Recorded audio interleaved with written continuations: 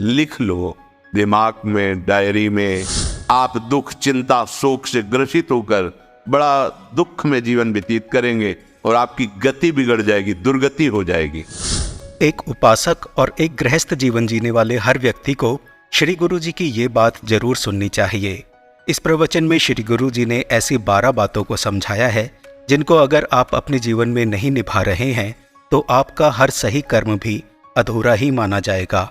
कौन सी हैं ये 12 बातें, चलिए जानते हैं श्री गुरु जी के मुखारविंद से इस प्रवचन में। राधे राधे। उपासक को कभी इन दोषों को अपने अंदर टिकने नहीं देना चाहिए, और जो संसार के मार्ग में चल रहे अगर इन दोषों में चलेंगे तो वो जो आपके पुण्य कर्मों से ऐश्वर्य है भी वो नष्ट हो जाएगा। आप दुख, चिंता, शोक से ग्रसित होकर बड़ा दुख में जीवन व्यतीत करेंगे और आपकी गति बिगड़ जाएगी, दुर्गति हो जाएगी। लिख लो दिमाग में, डायरी में, क्योंकि ये नोट हो रहा है, आवाज डाली जाएगी, आप बार बार सुन, इनसे बचिए।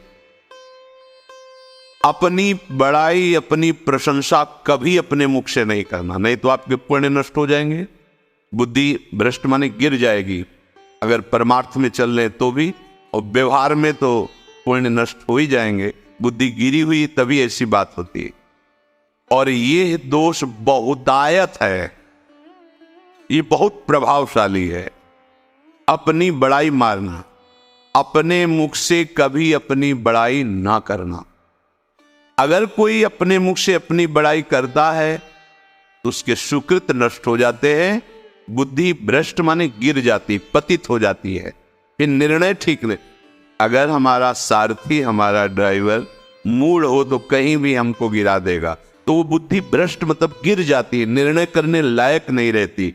अपनी प्रशंसा अपने मुख से करना, लोलुपता, ये वृत्ति नहीं होनी चाहिए। धर्म से चलेंगे, धर्म के द्वारा जो हमें प्राप्त होगा उसी से हम अपना भरण पोषण करेंगे। आपके बच्चे स्वस्थ होंगे, बुद्धिमान होंगे, परिवार में बहुत सुख और शांति होगी। भले दीपक की तरह जलो, बहुत काल तक रहेगी। लक्ष्मी जी भी आपके घर में बहुत काल, हम ये नहीं कहते कि बहुत नहीं, जितनी है बहुत सुख शांति से चलोगे। अगर लोलुपता करोगे, हिंसा, छल कपट, व्यभिचार, चोरी, ऐसे धन आ जाए, वो आएगा, लेकिन वो हाइलोजन की तरह आएगा, एकदम प्रकाश और फ्यूज, बिल्कुल अंधकार करके जाएगा। देख लेना, तुम्हारे जो सुख के हेतु हैं, तुम्हारा शरीर, तुम्हारे बच्चे, तुम्हारी पत्नी, तुम्हारा परिवार, उसको देख के तुम रात दिन जलोगे बिना आग के। ऐसे उनके आचरण होंगे, ऐसे उनके अंग होंगे, ऐसे उनके दिमाग होंगे, ऐसा उनका व्यवहार होगा। ये लोलुपता अगर उपासक में या किसी में है तो उसको नष्ट कर दे। सावधान, यदि आपका अपमान होता है तो आपको उसे सहन करना होगा, उससे आपके पाप नष्ट हो जाएंगे। जो तनिक सा भी अपमान होने पर बहुत क्रोध करके दूसरे का अपकार करने लगता है, ये आपका पतन करा देगा, ये आपको फंसा देगा, हृदय जलेगा, अर्थव्यवस्था नष्ट होगी, पूरा परिवार दुखी होगा। जरा सा अपमान की संभावना में आप किसी से भी भिड़ गए, किसी से भी, वो ये प्रवृत्ति आपका पतन कर देगी। उपासक में तो अपमान सहना अमृत है, नीचा अपमानम सुधा, पर व्यवहार में भी ज्यादा उत्तेजित मत होइएगा। ये तो कुछ मिनट की बात है, अगर आपने उसे मारा, पीटा, रिपोर्ट हुई कानून की, ओ फंसते चले जाओगे, अर्थ जाएगा, समय जाएगा, चिंतन जाएगा, बहुत तरह से हानि हो जाएगी। अगर आप सह गए तो आपका सहना उसके लिए आग बन जाएगा। उमा क्षमा सापा होते भारी, तुम्हें दंड देने की जरूरत नहीं, उसका एक कर्म ही उसे दंड दे देगा। आप शांत हो जाइए, आप सत्संगी हैं, आप शांत रहिए। द्वेष भरी बातें, द्वेष भरे क्रियाएं, उन्हीं का चिंतन करके जलते रहना क्रोध से। उपासक को तो क्रोध करना ही नहीं चाहिए, बहुत शांत। ठीक है, अभ्यास में कभी क्रोध हो सकता है, उसको फिर समन करो, अंदर से प्रायश्चित जैसा कि अब गलती हुई, आगे नहीं करेंगे। और व्यवहार में भी क्रोध को आप पीना सीखें। अगर बार बार आपका क्रोध प्रकट होता ही रहेगा, आपका स्वभाव बिगड़ जाएगा, आपके पुण्य नष्ट हो जाएंगे और आपका जीवन नष्ट हो जाएगा। देने वाला उतना दे देगा, आपको आनंदित रहो। पैसा खर्चा, सब पूरे जीवन का विध्वंस मचा दिया क्रोध ने। कहीं भी आप देखो, किसी से क्रोध करके देखो, फिर देखो तुम्हारा भजन चल रहा है, तुम्हारी वो आनंद वृत्ति है नहीं, जलोगे। ये क्रोध जो है, ये चाहे व्यवहार में हो चाहे परमार्थ में, दोनों की हानि करने वाला है। आश्रित जनों की रक्षा ना करना। अगर कोई भाग कर आपके पास आ गया है, कोई पशु पक्षी या कोई मनुष्य, आपको चाहिए कि अब चाहे हमारे पहले प्राण जाए, उसकी रक्षा करेंगे। जैसे कोई पशु पक्षी किसी भय से आपके सीमा के अंतर्गत आ गया है, अब उसकी रक्षा करनी है आपको। अगर आप स्वयं मार देते हैं या मरवा देते हैं, या आपके सुकृत नष्ट कर देगा, या आपकी दुर्गति का कारण बन जाएगा। अगर वो पाप कर्म आपके द्वारा मन में प्रेरित हो रहे हैं, संकल्प बन रहा है, क्रियाएं हो रही है, दुर्गति पक्की, पुण्य नष्ट हो जाएंगे, दुख अशांति बढ़ती चली जाएगी, कभी शांति नहीं प्राप्त कर पाएंगे। ऐसा नहीं कि जो मन में आवे सो करे। पापाचरण निडर और उत्साहित होकर करना, अगर ऐसे लक्षण है, निश्चित दुर्गति होती है। संभोग का ही चिंतन करना, संभोग में ही मन लगाना, संभोग दूसरी स्त्रियों के साथ करने की भावना रख, रात दिन बैठे बैठे बस यही चिंतन करना, गंदी बातों का, गंदी बातें देखना, गंदी बातें सुनना, गंदी बातों का चिंतन करना। फिर अन्य माताओं बहनों के प्रति काम दृष्टि से देखना। कोई आ जा रही है, दृष्टि से, काम भाव से देखना, भोग बुद्धि से देखना, निश्चित पुण्यनाश, दुर्गति।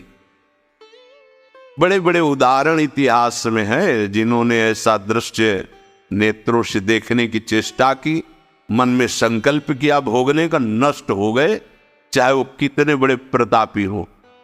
विषमता रखने वाला सब भगवत स्वरूप है। समान व्यवहार, जैसे आपके भोजन है, जो आप पा रहे वही सबको दीजिए।